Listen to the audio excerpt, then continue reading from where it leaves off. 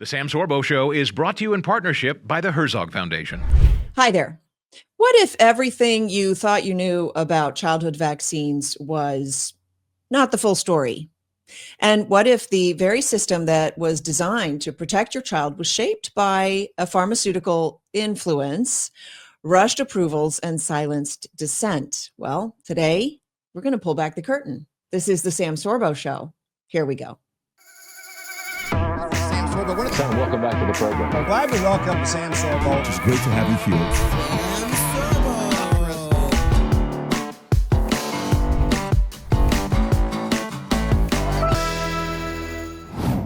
Okay, welcome to the Sam Sorbo Show. So joining me today is Dr. Edward Geehr. He's a Yale and Duke-trained physician. He's an emergency medicine expert and the co-author of a new book called Unavoidably Unsafe, Childhood Vaccines Reconsidered. He's got decades of clinical experience and a front row seat to the inner workings of Big Pharma and the public health policy. Dr. Geehr is here to challenge the narrative and spark the controversy every parent needs to hear. Welcome to the program, Dr. Geehr. Hi, Sam. Nice to join you. Yeah, it's great to see you. It's great to have voices like this that are just a little counter the narrative. I want to start the show by mentioning that I posted recently on social media a video of a conference call wherein the teachers were called to shut down the discussion of any dissenting voices on certain topics where the science is settled. And on one of those topics, and that, by the way, science apparently is settled by democracy. So if all the vote, if most of the votes go in one direction, then that must be the true part of science, and then the dissenting voices are the fake part of science or whatever. And one of the controversial issues was vaccines, and their job was to shut down the conversation. It was not whether vaccines were effective, it was how many vaccines did the CDC recommend or whatever. And so here we are talking about this, and you've written this incredible book, Unavoidably Unsafe, that is an indictment if I ever heard one. So why don't you start from the beginning, if there is one to start from? Sure. Well, let me first say that it's not just restricted to our grammar schools and our high schools. It's restricted in medical schools. Medical schools, this is still an article of faith. Vaccines, we're still fighting that wave. And so any academic institution is still fully behind the full childhood vaccine list and all of the adult vaccines, which, by the way, we are covering in a sequel book coming out this fall. But let me start with unavoidably unsafe. How did we arrive at that? Actually, it's embodied in the very legislation and the rationale behind the National Childhood Vaccine Injury Act from 1986, which kicked off this whole move toward vaccination. Back in the day, prior to the 1986 Act, there were really only 4 active vaccines and 11 vaccinations total by the time you're 18. Now there are 17 vaccines going on 18, and you can get up to 92 injections by the time you're 18 years of age. Hold on, can you break that down? Can you break that down for me? Because I have heard 92, like I heard that's just standard. 92 is now the standard. What's this 18 up to 92? What does that mean? What's the distinction? So the distinction is up to 18 years of age. If you comply with all of the CDC recommended vaccines, it's as many as 92. Right. It varies depending on health status and some other issues, time of year where the child gets vaccinated and so forth, that affects the schedule. But generally, it's between 76 and 92 vaccines. And that counts that's not just shots, that's the actual load of antigens, because some of those shots, as you know, like MMR and DTP, have 3 different vaccines included in a single injection. So this is all of the total of those vaccines. Types. Yeah, of the types, exactly. Right. But now, yeah, go ahead. Yeah, but what's even more important is that in the first 12 months of life, a child will get 28 types of vaccines.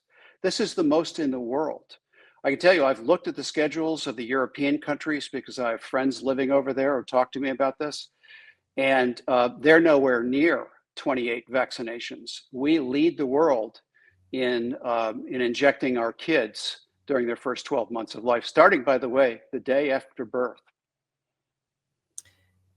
Yeah, it's it's taken a sinister tone now with all of the knowledge that we have post-COVID of what was done, and it's actually become a difficult topic because I see so many of the ramifications around now. You're not allowed to talk about whether vaccines could cause autism. What is your position on that? Well, they have neither been proven nor disproven. The CDC's position is that it has been disproven. If you look at the research they did to arrive at that conclusion, they really only examined MMR vaccines, and they only examined thimerosal. And even those studies are incredibly weak. They did not look at all of the other 14 vaccines, nor all of the other adjuvants. And by the way, they replaced thimerosal with aluminum, which is highly toxic, and it's just as neurotoxic as mercury was. So what we do is we find ourselves in the position where the CDC is saying one thing, but there's really no evidence that those vaccines are safe and that they don't cause autism. There are now 5 actually reasonably good studies that do show a correlation between the two. And I do believe that Kennedy will pursue this issue and do the research. They have the data. It's just a matter of running it honestly. Right. So I have so many questions. I mean, my cup runneth over. What do you think of what Kennedy's doing so far? I know that he just came out. This caught my eye in the news the other day. He came out and said the CDC will not approve new vaccines that haven't done double-blind studies with placebos. The standard protocol for research, right, to prove that they are safe and effective. And then, like literally the next day, the FDA approved a new vaccine that had not had the studies done. So, can you explain that to me? Well, I wish I could. Unfortunately, I understand his intent, but you have these enormous bureaucracies which are built around these methodologies of how they do business, and it's really bucking the tide. I mean, although he's very powerful, there are thousands of bureaucrats that have done it the old way. And so you have these vaccines. That was a meningitis vaccine, the one you mentioned. There's another one that was just approved in babies, a respiratory syncytial virus, monoclonal antibody. They already had one, now they've got 2. Neither of them had true placebo-controlled trials, and that they're both now on the schedule. So what I can say is that he's got his hands full. And by the way, Makary, who I think is an excellent doc, he's Marty Makary from Johns Hopkins, is now the head of the FDA. Marty he's always been a strong vaccine supporter. And so I think Makary was a compromise selection because of the ringer that Kennedy got through just to get out of the Senate committee for nomination. I don't know if you know some of that backstory, but Bill Cassidy, who's the senator from Louisiana, heads up that committee. And Cassidy is deep in the pockets of Big Pharma and Big Medicine, as much as anyone. And he negotiated with Kennedy. He was going to block Kennedy's even coming out of committee, much less go before the Senate for a full vote. The compromise position was, I think, things like Makary coming in over the FDA.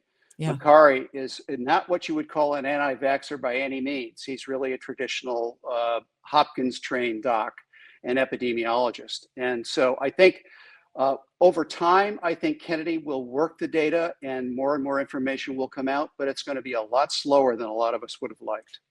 Yeah, and time's a wasting. And yeah, it's interesting because I think, well, I know you're right. So the bureaucracy works on, but this is what I think we fail to really grasp is, we were raised in a culture that tells us that people are good. They've been trained to be moral and upright and righteous, and that the system is there to protect us and to serve us. And yet the system is now populated with people who don't actually believe that, who believe that money is the highest value, and that integrity and character have no bearing on the money. If the money's there, then you do it. And I think that that's what Kennedy stepped into. So he might be a voice, but he's got a whole, monolithic bureaucracy that works on money.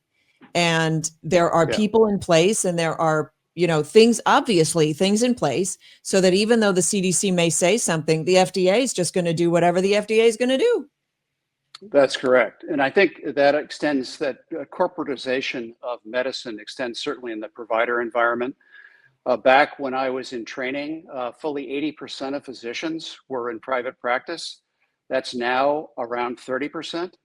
And I can tell you that your best frontline protection against the medical industrial complex is a private physician advocating on your behalf. Working with docs who are employees are basically told they don't have a lot of independent say. Right. A lot of docs I know were either choosing between their jobs and employment or getting their patients vaccinated. It's a terrible decision. Some of them bailed out and did the right thing, and others just compromised their patients. And I don't see that ending anytime soon. Well, and you mentioned that the ones in private practice may be somehow set aside, but I don't know that that's true. In fact, what you just said sort of proves it, that even the doctors that are in private practice are incentivized by Big Pharma to insist on certain treatments, right? And so most notably vaccines. So I know this. Pediatricians have to get to 100% vaccination rate for all of their patients, 100% of their patients, 100% of the vaccines, in order to get the big bonus.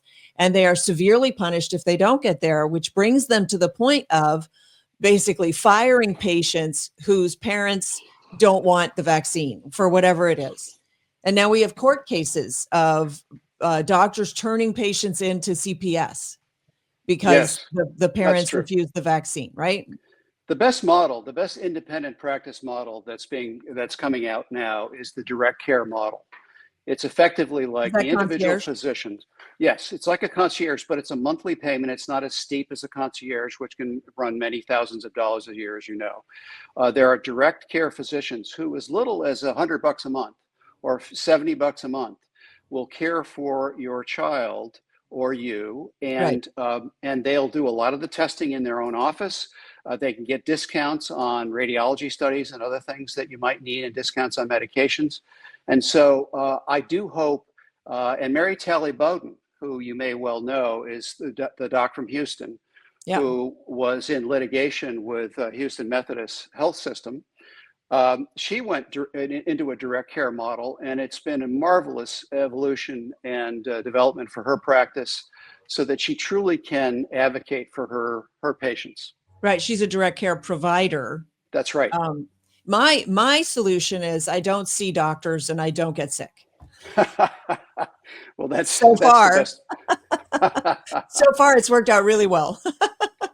Well, many have gone to naturopaths too, right? So there's now alternative healthcare that is looking more and more appealing, because if you're going to trust a quack doctor who touts the pharmaceutical, sales pitch, you might as well go to a quack naturopath who does muscle testing and magnets and crystals and whatever. Here's my problem: they redefined the word vaccine. The CDC redefined the word. I really struggle with that. I would like it to be changed back. What are my chances? Well, that was an evolution over several years, where it protects you from disease to it creates an immune response. And the hidden strategy behind that was actually, if you look at the testing that's being done now, it's no longer showing that it decreases disease like in the old clinical trials. It actually shows there's a boost of antibody response to the vaccine. So it's no longer even placebo trial. It's seeing whether or not it's jacking up the antibodies. And things like COVID and respiratory viruses, which come in through the respiratory tract and the mucosal, those systems are quite different than the antibody responses.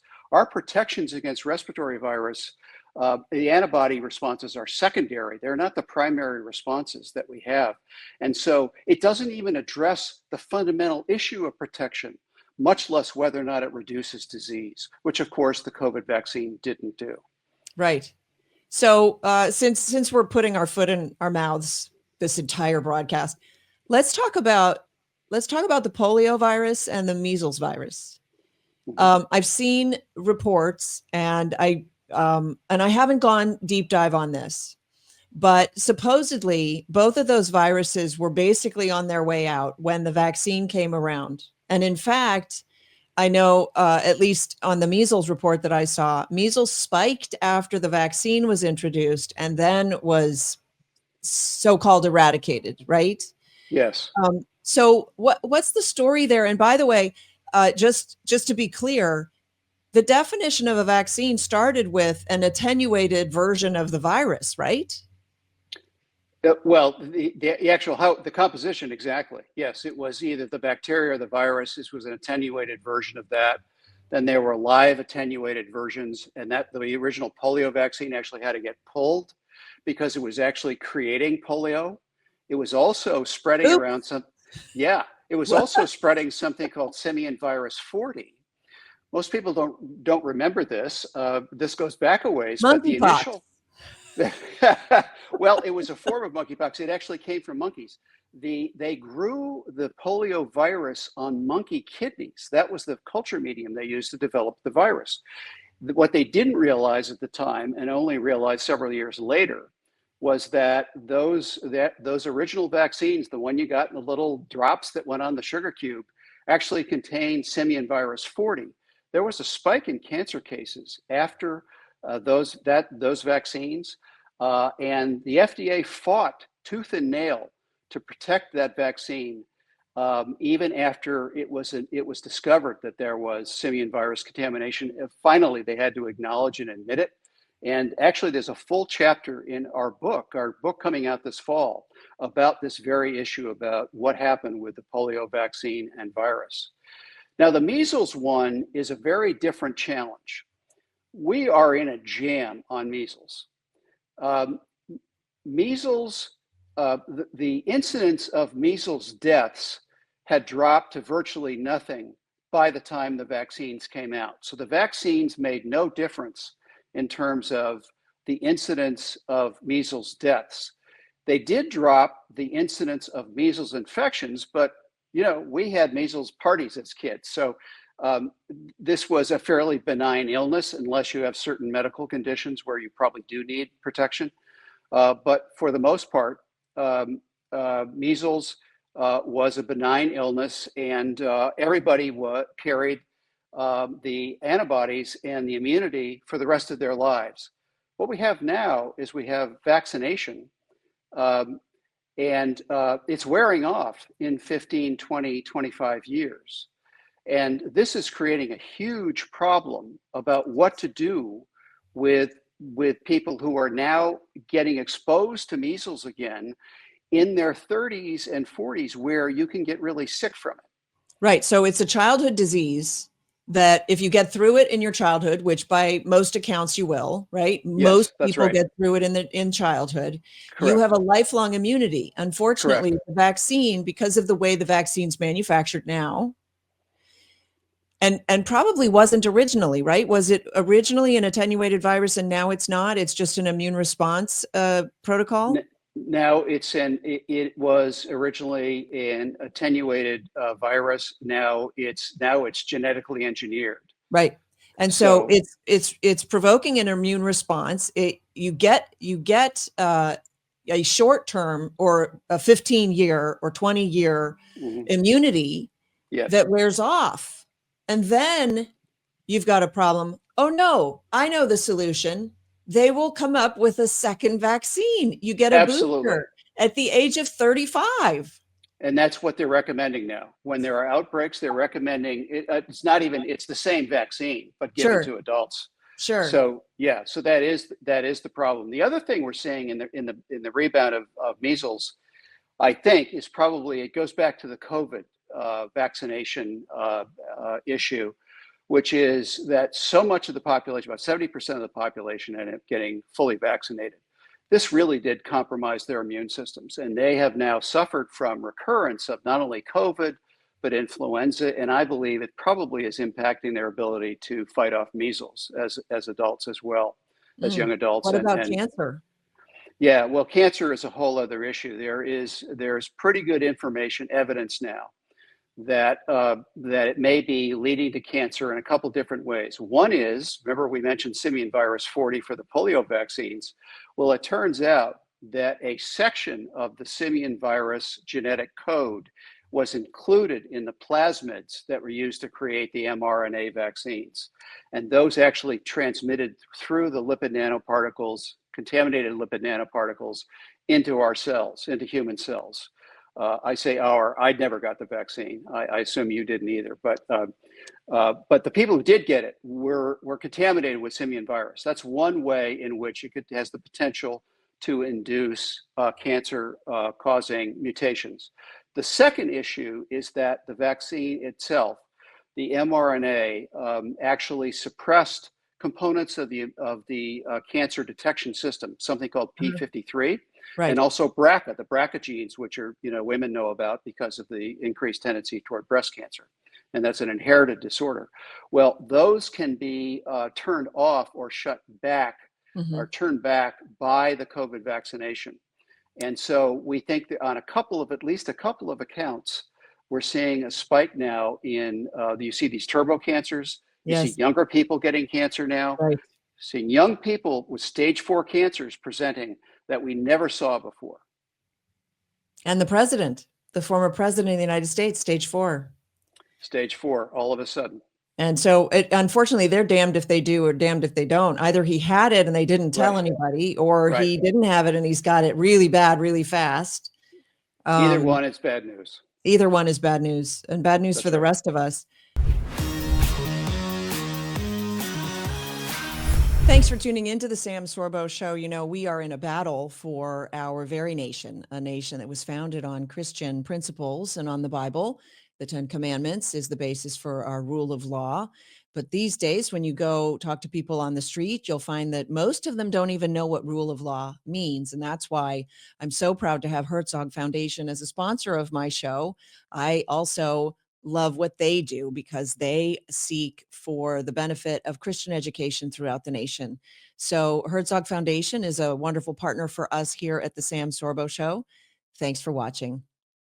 Unlock a world of career possibilities with Praxis, a transformative program designed to help teens skip traditional college and start building a successful career right away. Praxis connects young people with real-world job opportunities, mentorship, and hands-on experience in fields like marketing, sales, and business development. Their teen course equips students with the skills they need to thrive in today's competitive workforce. Visit discoverpraxis.com/teen-course and use code SAM15 to get 15% off the teen course. Don't wait for a degree to start your career. Take the first step today with Praxis.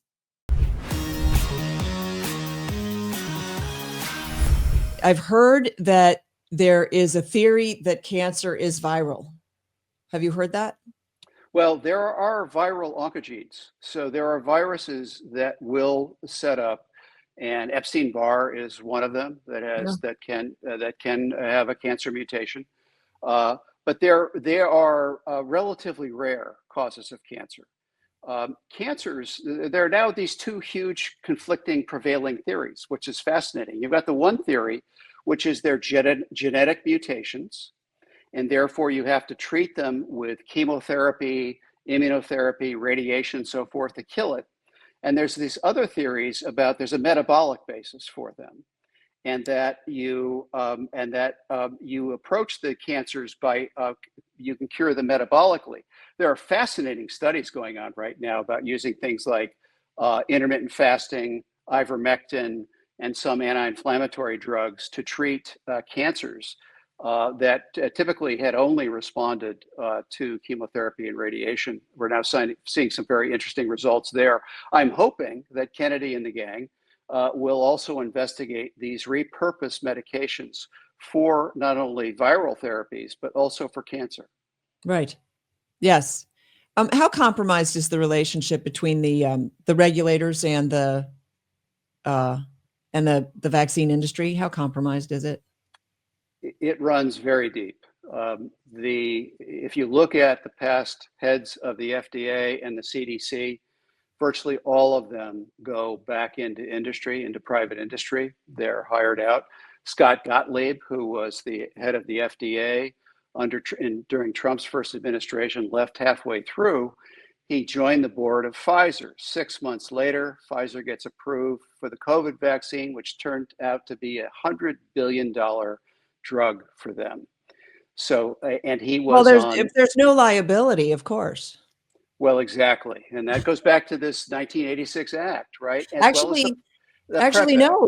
The liability on the COVID vaccine is because it was never actually approved. It's still experimental. Am I wrong? No, that was under the PrEP Act. So the PrEP Act. Now they've made it. I'm sorry. Yeah. Go ahead. So the PrEP Act came out in 2005, and that allowed the head of HHS to declare an emergency, a medical emergency. And if you declare a medical emergency, then you can override the FDA, and you can approve anything you want, whether it's a device, a vaccine, or a drug, and inflict that on the public. And that's exactly what happened with the COVID vaccines. And the military is very much involved in this too. Again, this is something we address in our book coming out this fall, is what were the origins of these things? And interestingly, it really goes back to the anthrax scare that came out right after the 9/11 attack. Yep. Right. It's a fascinating story, and we go into some depth in our book. Do you cover in the book either this one, Unavoidably Unsafe, or the new one? What's the title of the new one, by the way? The new one tentatively is titled Informed Immunity, A Physician's Guide to Adult Vaccines. Informed immunity. I like that. Yes. Yes. That's like a compromise between informed consent and. That's right. Yeah. Do you talk about the experiments that were done on the military personnel? We do in the second book. We talk about how that the anthrax in particular, I mean, it was all of the guys that came out of the Vietnam era who developed cancers was attributed to Agent Orange, and it may well have been a factor. But they all also got the anthrax vaccine. And so many of them actually died outright from the anthrax vaccine, or we believe were infected by it, and if their immune systems were depressed and caused cancer in some of those veterans. So I know we're having like a really nice conversation, and I'm still depressed. What is the solution? Because it's all compromised now. Everybody involved is compromised. And look, I love RFKJ. I think he's there to. I have to say, of all the people in government, perhaps with a few exceptions, he's the one who has the most authenticity that I think would be least liable to be compromised. I trust that he is there to do what he set out to do, because of that one speech that he gave. And he said, look, I'm almost 70. I don't have that much more time. And I think that he's really committed, and he sacrificed everything for childhood vaccines when he first started down this road. Right. Yeah. But he's one man, and everyone else is for the money. You know what I'm saying? Like, how do we bring ourselves back from the edge when you realize that they approved it for experimental purposes. They started by experimenting on willing participants in the experiment, lots of volunteers.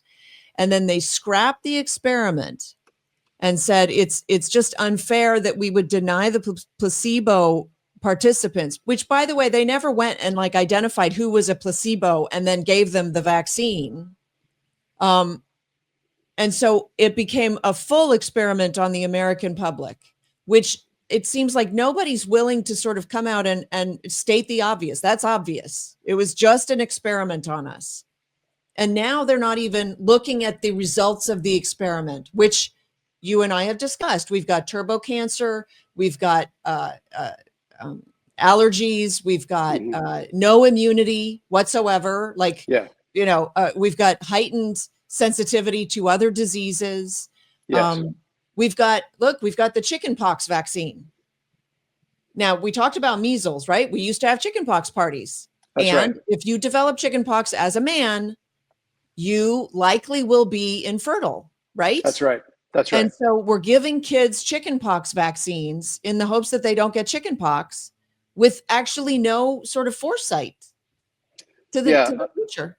Unfortunately, the chickenpox vaccine, as with the measles, also wears off. And so men of childbearing in their child rearing years can get orchitis, which is the infection that causes them to become infertile. So the response will be to vaccinate them as well. Let me go back to your question, which Yeah. is, what do we do? Thank you.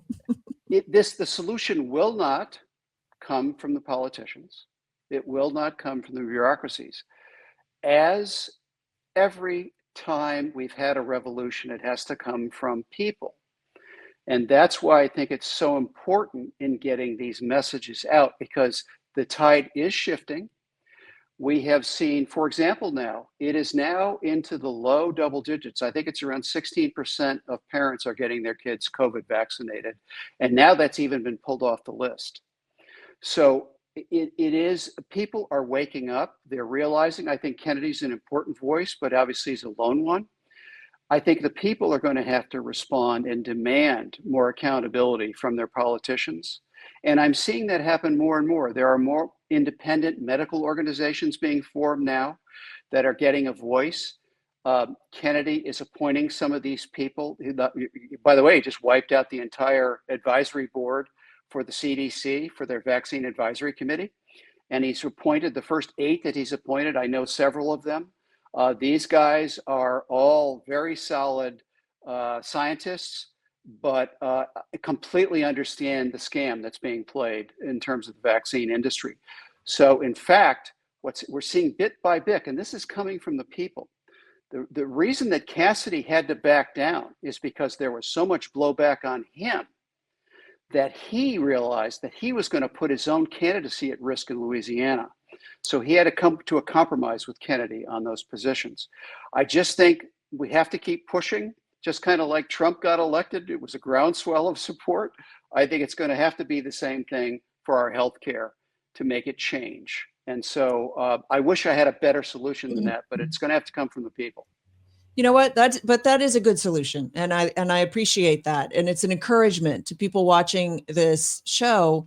When you see something happening up on the Hill, your voice matters. You can call your senator, you can call your representative, you can make a statement, you can tell your friends, you can support, you can show some support. The people who are fighting these battles that are working inside the machine, they've got a lot of weight on their shoulders, and we should have a voice. We should be participatory in that to make a change, because it's terrible what's happening to kids. And that was I think that was the best convincing line that Kennedy had, was there's got to be a reason that kids are so sick. Mm. And it's not, as you pointed out, it's not even just medicine, it's food, right? Oh yeah. Yes. And as I think it was Dr. Cassie Means pointed out, that she went all the way through Yale, was a Stanford physician, was top of the class, and never had a class on nutrition. No. Wait a minute. No. That's crazy. Yeah, it is crazy. So I think we're waking up. We're starting to educate ourselves. This is a wonderful thing. I highly recommend people pick up Unavoidably Unsafe by Dr. Edward Geehr, and take a look at that book. Read it before you start getting your child vaccinated. If nothing else, you can postpone vaccines until the child is a little bit stronger, a little bit healthier, maybe a little bit more weight, maybe can handle a little bit more the load that the vaccine puts into a tiny body, and you can pick and choose. But I'll tell you, I remember when my kids I had little kid and, I was like, well, I don't know if I want to get him vaccinated for that. And she's like, oh, but the disease is so much worse. And she did the whole scare thing on me. Sure. And I look back now and I go, wow, she was smooth, Well, the book allows people to go, they don't have to read the whole thing. You can go chapter by chapter, look at specific vaccines. We actually rate them on a rating scale, like a grading scale, like A Great. to F. And we also have a whole section there on how to talk to your pediatrician. What questions to ask without being confrontational. It's very reasonable things to ask them before you submit your child to a vaccination. Everything's confrontational though. Don't let him fool you. It will be confrontational, even if you don't mean it to be, because they take it personally. If you don't, especially some of these doctors out there, like theirs is the word of God. And if you question anything, no, you're supposed to just sit down and shut up. And we're going to do what we want with your baby or whatever. That does happen. I took my boys to a pediatrician because they needed a medical, clean bill of health Clearance. to do the little league or whatever. Yeah. And the doctor said, now, if you boys want me to ask your mommy to leave the room so that you can talk to me alone, I will do that. And that was the last time I took my kids to the doctors. I'm like, I'm not playing that game. That's not a fun game at all. Let's get mommy out of the room. All right. 3 questions before I let you go. Sure. Your education background, I imagine you use it in your career today, right? You're a trained physician. Yes, I do. And where did you learn to buck the system? I was always a little bit of an iconoclast. When I went into emergency medicine, there weren't very many of us doing it at the time, and I like the depth and breadth of what I could do. You learn lots of things. You used to learn your hands. You use your mind. You learn to use the diagnostic tools. And I started doing clinics in foreign countries. Set up a clinic in Haiti. So I always liked doing different kinds of things like that, creating things. And so that was a little bit my nature. But I think the thing but I had accepted, like everybody else, as an article of faith about vaccines. My kids got vaccinated, but there were fewer then, fortunately, but they all got vaccinated. It really was COVID where I saw it just didn't I understood the science and the technology. And I said, this just doesn't make sense. This has never been done before. And as I started looking into it, I started writing about it and I started getting a following. And I then decided to do the book because it triggered me to go look at, well, what about the rest of the vaccine family here? What are we doing to the kids? And when I dug into it, there are over 600 original articles that I had to review to write that book, where I went into the original research and reran the numbers and the statistical models. And you'll see how they change when you have a different perspective on them. That's amazing. Unavoidably Unsafe is the name of the book. What advice would you give your younger self of any age? Be more skeptical. Absolutely be skeptical. Healthy skepticism. It's something that I think that the self-selected people that go into medicine tend to have played the game well, scored high on tests, done all the right things. And so they're going to be some of the least skeptical people. And so you played the game well to get where you got to. That doesn't train you for being a good skeptic. And I think that's an important part of what I would tell my younger self. Such an interesting comment, because you're right. The system works for itself. It's self-perpetuating. And so Exactly. It creates people who will be of the system, by the system, and for the system, right? That's right. Okay, last question. What's the most urgent cultural shift you think we need to get us back on track? Well, listen, I think the farther we've drifted away from God, the more tumultuous and the more chaotic our cultures become. Evil loves chaos. We had structure under religion. However you practice it, I just think it's a very important component of our lives. And fortunately, we're seeing somewhat of a regeneration of belief systems again. And so I'm very encouraged by that. Yeah, that's great. Dr. Geehr, thank you so much for coming on the program. Great to join you, Sam. Good to see you. All right. So thanks so much for joining me. This is the Sam Sorbo Show. Remember, speak truth and speak it boldly, just like my recent guest, Dr. Geehr. We'll see you next time.